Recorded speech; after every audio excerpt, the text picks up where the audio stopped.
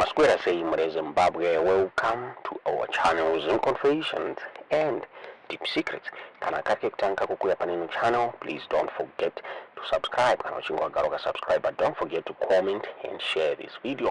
Nasmere Zimbabwe takwigirai Nyaya Buda, Nyaya the former Deputy Minister and the current Member of Parliament for Bulawayo, Dr. Thokozani Khupe Buda, but share a battle with cancer, Jenny, yanga isinomira mushe misdiagnosed zakare varikuta vakabuda kuchara my doctors anga give up on vakapotsa vafa since dai papasina technology nemari yakazovabatsira kunze kwenyika hanzi vangadai vakafa.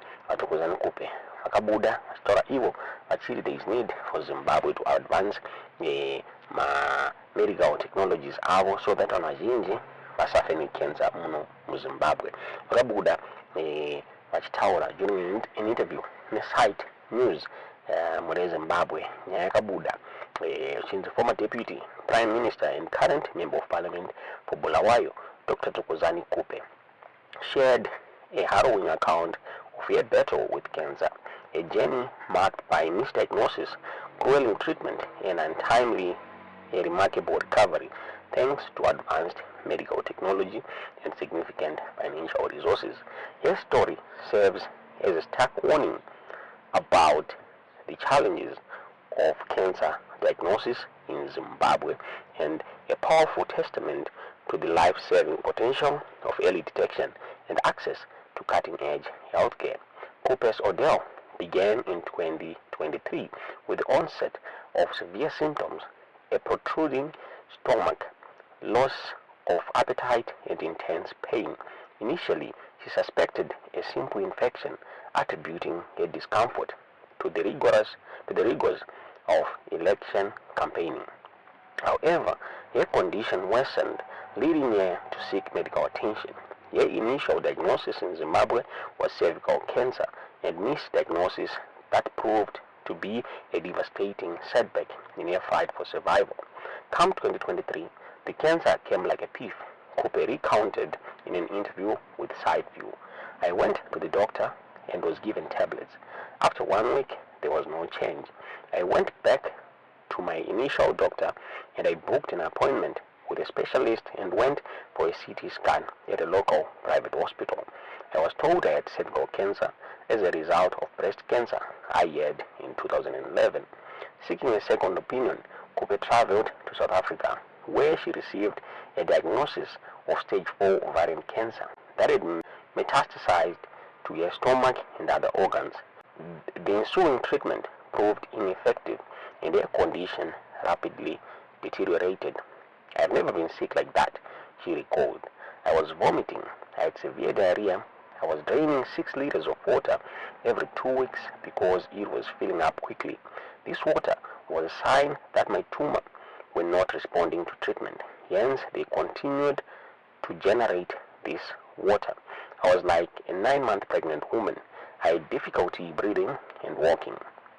Facing a grim prognosis, Khupe was advised to return to Zimbabwe for palliative care. Essentially, doctors had given up hope. However, with the assistance of the Zimbabwean government, she traveled to India for further treatment.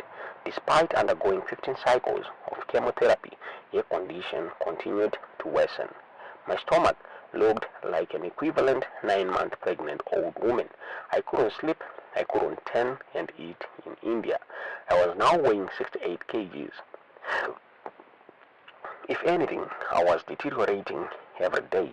I think if I had stayed more in India, I was going to come back to Zimbabwe in a coffin, she described. A turning point came in November 2023 when, after a visit from her children from the UK for her 60th birthday, she sought after medical advice in the United Kingdom. There, utilizing advanced combined CT and PET scans, doctors reached a critical breakthrough. Khupe was diagnosed with lobular breast cancer, not ovarian cancer. This accurate diagnosis, made possible by state-of-art technology, was a stark contrast to her initial misdiagnosis in Zimbabwe and South Africa. In Zimbabwe, we have CT scans, but they sometimes give you the wrong diagnosis, which is what happened to me, Khupe explained. In the UK, with the combined scans, you get an accurate diagnosis.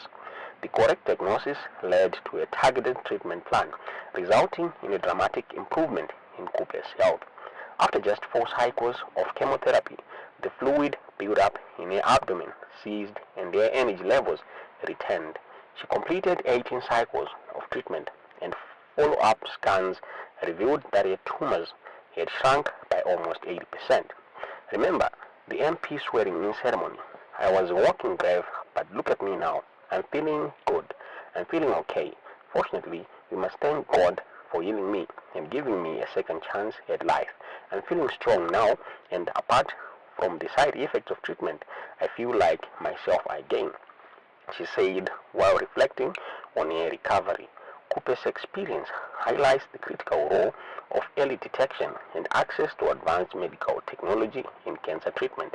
She stressed that while her journey was costly, early detection in Zimbabwe could significantly improve outcomes, even with existing healthcare infrastructure limitations. She founded the Thokozani Khupe Cancer Foundation in 2011 after her first breast cancer diagnosis to raise awareness and promote early detection. Many people in Zimbabwe are dying from cancer, not because the disease is untreatable, but because of lack of knowledge and delayed treatment.